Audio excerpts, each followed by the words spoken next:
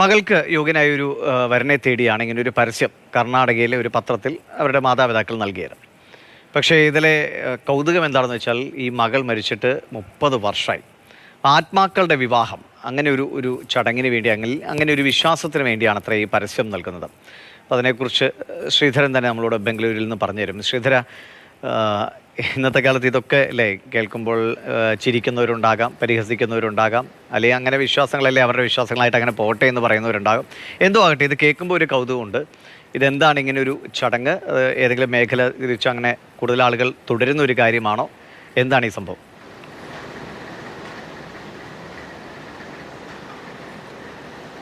ദിവിഷ, ഇത് തുളുനാട്, അതായത് കേരളത്തിൻ്റെ അതിർത്തിയോട് ചേർന്ന് കിടക്കുന്ന തുളുനാട്ടിലാണ് ഈ വ്യത്യസ്തമായിട്ടുള്ളൊരു ആചാരമുള്ളത്.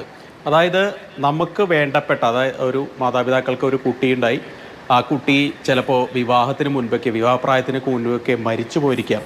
അപ്പോൾ അവർക്ക് അവരുടെ ജീവിതത്തിലെ ആശയും അഭിലാഷങ്ങളും ഒക്കെ ഒന്നും പൂർത്തീകരിക്കാൻ പറ്റാത്തൊരു പ്രായത്തിലാണ് അവർ മരിച്ചു പോകുന്നത്.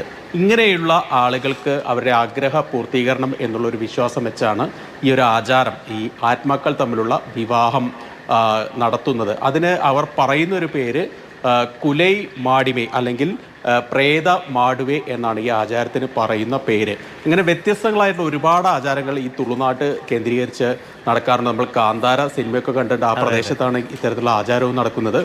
ഇതിപ്പോൾ വാർത്തകൾ വരാൻ കാരണം ഈ പുത്തൂർ എന്നുള്ള സ്ഥലമുണ്ട്. ആ പുത്തൂർ സ്ഥലത്തുള്ള ഒരു മാതാപിതാക്കളാണ് ഇങ്ങനെ ഒരു പത്രത്തിൽ പരസ്യം കൊടുക്കുന്നത്.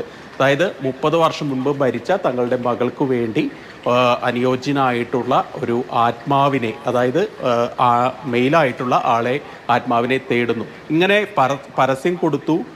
ആദ്യ ദിവസം തന്നെ അവർക്ക് 50-ലധികം ആലോചനകൾ വന്നു എന്നുള്ളതാണ് ഏറ്റവും ശ്രദ്ധേയമായിട്ടുള്ള ഒരു കാര്യം. ഇത് സ്വാഭാവികമായും നമ്മൾ ഈ ആളുകൾ മരിച്ചു കഴിഞ്ഞാൽ ശ്രാദ്ധമൂട്ട പതിവൊക്കെ ഹൈന്ദവ ആചാരപ്രകാരമുണ്ട്.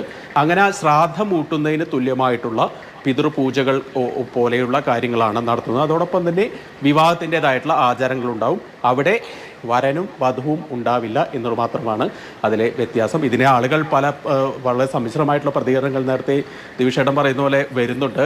ആളുകൾ ഈ എന്ത് കാര്യം വിശ്വാസപരമായിട്ടാലും അതിനെ അവഹേളിക്കുന്ന ഒരു വിഭാഗം നമ്മുടെ സമൂഹ മാധ്യമങ്ങളുണ്ട്. അവരിതിനെ ട്രോളിക്കൊണ്ടൊക്കെ വന്നിട്ടുണ്ട്. പക്ഷേ ഇത് തീർത്തും അവരുടെ ഒരു വിശ്വാസമാണ്, ആ ഒരു ജനതയുടെ വിശ്വാസമാണ്. ബംഗേര എന്ന് പറയുന്ന ഗോത്രത്തിൻ്റെ ഒരു വിശ്വാസമാണ്.